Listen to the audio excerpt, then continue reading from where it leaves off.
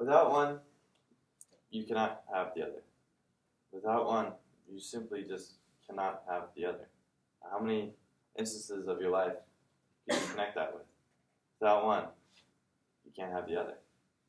Today I'm going to read you a quick little stint of what is Alan Watts, and let you see where this takes you.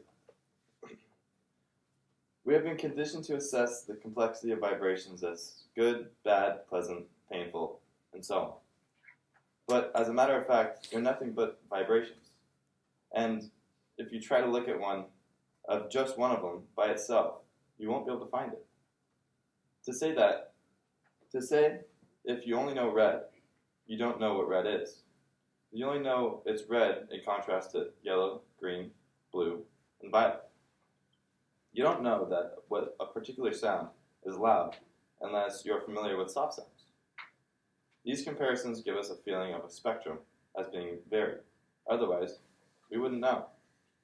So, we can see that all the values we place on these vibrations are arbitrary. They're just vibrations. And if you think that this is all nonsense, you're correct. This is how the universe works. A lot of music is nonsense. It doesn't mean anything. It can be very interesting, especially to a child. When you were a child, you often thought you took delight in perfectly meaningless things. For example, those door stoppers with the springs that make the boing sound. Boing, boing, boing. That's just fascinating. It doesn't mean anything. It's just boing. If you really get into that, the boing sound, you can see the whole universe in boing, because each vibration implies all others. Vibrations are fascinating.